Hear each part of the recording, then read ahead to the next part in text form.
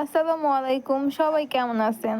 আশা করি সবাই ভালো আছেন। তো আজকে আয়শাকে পড়তে বসাইছিলাম, তো ও বলছে ফুচকা আইনা দিলে নাকি পড়তে বসবে। চলে গেলাম ফুচকা আনার জন্য। ও তো বোরখা পরে যাবে রাস্তায়, বলতাছে ওকে বোরখাও পরাইয়া দিছি।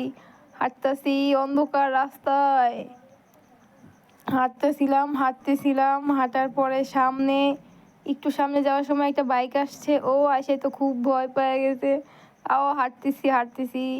এদিকে অনেক আলো ছিল, এই কারণে আয়শাকে একটু ভিডিও করি ভালো মতো আয়শারে। তারপরে হাঁটতেছিলাম, তো রাত্রে কত রাত্র দেখছেন, বাইরে অন্ধকার, তাও গেলাম ফুচকা আনার জন্য। হাঁটতেছি। তো এখন আমরা যাব ফুচকা আনার জন্য। আয়শা আবার রাস্তায় পড়ে গেছে। এখন আসলাম ফুচকার দোকানে, তো আয়শা ফুচকা নেওয়ার জন্য পাগল হয়ে গেছে। আয়শা ফুচকা পেয়ে তো খুব খুশি।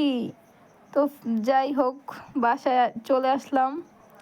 আয়শা এখন বাসায় এখনো আসা হয়নি, একটু বাকি আছে।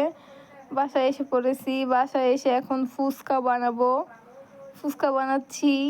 ফুচকাটা এত ঝাল ছিল, ঝালে আমার পেট ব্যথা হয়ে গেছে। সবাই ভালো থাকবেন, আল্লাহ হাফেজ।